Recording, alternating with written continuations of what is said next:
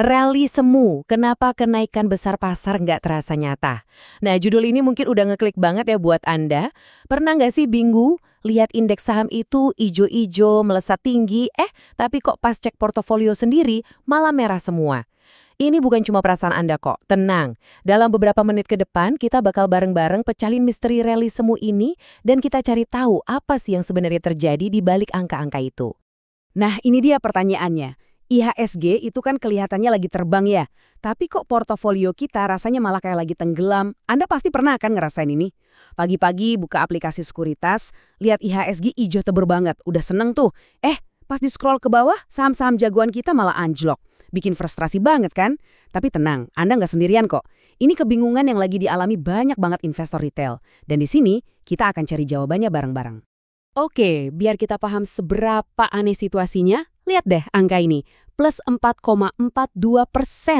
Wow, ini bukan kenaikan dalam setahun loh ya. Ini kenaikan IHSG cuma dalam 1 hari perdagangan. Gila kan? Harusnya secara teori kita semua lagi pesta pora nih. Tapi kenyataannya malah banyak yang portofolionya boncos. Loh, kok bisa begitu? Baik, mari kita mulai investigasi kita. Ini petunjuk pertama. Kesehatan pasar kita itu lagi nggak beres. Jadi, masalahnya itu bukan di angka indeksnya, tapi di apa yang ada di balik angka itu. Kita perlu ngintip lebih dalam, kita perlu lihat kesehatan internal pasarnya, atau yang sering disebut dengan istilah market breadth. Lihat deh perbandingan ini. Ini kayak dua dunia yang beda banget. Di akhir 2025, situasinya tuh ibarat air pasang mengangkat semua perahu. Jadi kalau IHSG naik dikit aja 1% gitu, hampir semua saham langsung ikutan hijau. Semua investor happy. Nah, bandingin sama kondisi sekarang di April 2026. Ini ibaratnya air pasang yang cuma ngangkat beberapa kapal pesiar raksasa aja. Indeksnya bisa loncat 4%, tapi perahu-perahu kecil alias saham-saham lainnya malah dibiarin tenggelam di zona merah. Dan ini bukan cuma perasaan atau analogi loh ya, ini datanya. Coba kita lihat tabel ini bareng-bareng. Di November-Desember 2025, 80% saham itu naik barengan sama indeks. Nah, itu baru namanya pasar sahat, rally yang menyebar. Sekarang bandingkan dengan April 2026. Saat indeksnya naik, malah ada lebih dari 300 saham yang turun. Ini sinyal bahaya yang jelas banget. Artinya, pasar kita itu nggak lagi didorong naik, tapi cuma ditopang secara artifisial sama segelintir saham. Oke, jadi kalau mayoritas saham malah pada rontok, terus siapa dong yang narik indeks sampai bisa terbang tinggi? Nah, ini membawa kita ke petunjuk nomor 2, adanya ilusi indeks yang hebat. Sebuah ilusi yang diciptakan oleh beberapa saham raksasa. Dan inilah dia dalangnya. Rally IHSG yang kita lihat sekarang ini, itu sama sekali bukan cerminan seluruh pasar. Kenaikan ini hampir seluruhnya cuma didorong sama segelintir saham kelas berat. Siapa aja? Ya ini dia, BBCA, BBRI, TLKM, dan ASI. Karena bobot mereka di indeks itu gede banget, pergerakan positif mereka doang udah cukup buat ngangkat IHSG. Seolah-olah semuanya baik-baik aja, padahal ratusan saham lain lagi berdarah-darah. Jadi, ini dia intinya. Ini poin paling krusial yang harus kita semua ingat. IHSG hijau itu nggak sama dengan pasar yang sehat. Titik. Saat ini, angka hijau yang Anda lihat di indeks itu bisa jadi cuma ilusi optik, cuma topeng yang nutupin kondisi pasar yang sebenarnya lagi nggak baik-baik aja. Oke, kita udah tahu siapa yang naikin indeks. Sekarang pertanyaannya kenapa cuma mereka yang gerak? Nah, petunjuk ketiga ini akan menjawabnya. Jawabannya ada di pergerakan uang, tepatnya arus dana investor asing. Perbedaannya itu, fundamental banget. Coba lihat. Di akhir 2025, asing itu lagi net buy. Artinya mereka lagi rame-rame masukin duit ke pasar kita. Dananya ngalir, nyebar ke banyak saham, yang gede maupun yang kecil. Nah, sekarang situasinya berbalik 180 derajat. Asing lagi net sell. Artinya mereka lagi aktif narik duit mereka keluar dari pasar Indonesia. Analogi ini menurut saya ngejelasin semuanya dengan sempurna.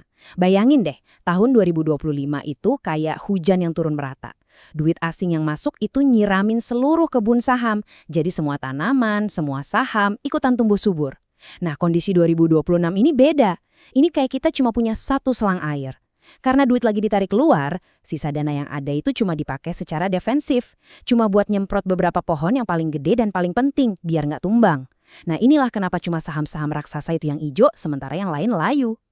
Oke, jadi setelah kita gabungin ketiga petunjuk tadi, pertama, kesehatan pasar yang buruk, kedua, ilusi indeks yang ditopang saham raksasa, dan ketiga, arus dana asing yang keluar, kita akhirnya sampai pada satu kesimpulan yang ya cukup jelas tentang kondisi pasar kita saat ini. Dan inilah kebenarannya. Sesederhana ini, IHSG memang lagi kelihatan naik, tapi pasarnya di balik itu semua lagi sakit. Jadi jangan sampai kita tertipu sama angka hijau di layar, karena di balik kenaikan itu, fundamental pasar kita lagi rapuh. Ini bukan rally yang didorong oleh optimisme, tapi lebih ke sebuah manuver defensif di tengah kondisi pasar yang sebenarnya lagi melemah. Terus, kenapa sih semua ini penting banget buat kita tahu? Ya karena ini, kalau kita masih pakai mindset dan strategi dari tahun 2025 di pasar yang sekarang, kita itu kayak lagi jalan lurus masuk ke jebakan. Kita bakal ngira setiap kali IHSG hijau itu sinyal buat borong saham, padahal kenyataannya jauh dari itu.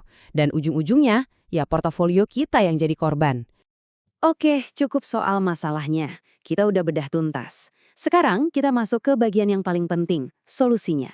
Gimana caranya kita beradaptasi dan bertahan di pasar yang penuh tantangan ini? Nah, ini dia buku panduan baru untuk Anda. Aturan mainnya udah berubah, jadi strategi kita juga harus ikut berubah. Langkah pertama, udah stop terobsesi sama angka IHSG doang. Lihat lebih dalam ke data foreign flow, ke market breadth, ke data sektoral. Langkah kedua, fokus aja dulu ke saham-saham yang besar dan liquid. Kenapa? Karena ya cuma itu yang lagi dijaga dan dimainin sekarang. Langkah ketiga, buang jauh-jauh harapan kalau bakal ada rally merata di mana semua saham naik bareng. Era itu lagi jeda dulu. Dan terakhir, langkah keempat, perlakukan setiap kenaikan besar IHSG itu sebagai peluang trading jangka pendek aja, bukan sebagai sinyal kalau pasar udah mau bullish jangka panjang. Kalau ada satu hal yang perlu Anda ingat dari semua penjelasan ini, ya ini dia. Sederhananya gini, pasar tahun 2025 itu motonya semua naik bersama. Nah, pasar 2026 motonya berubah, jadi indeksnya sih naik tapi mayoritas saham tenggelam. Jadi sekarang pertanyaannya saya kembalikan ke Anda. Aturan main di pasar sudah jelas-jelas berubah. Apakah Anda sudah ikut memainkan permainan yang baru ini? Atau jangan-jangan Anda masih terjebak di permainan yang lama? Setelah melihat semua data dan analisis ini, mungkin sekarang adalah waktu yang tepat untuk kita semua mengevaluasi kembali strategi investasi masing-masing.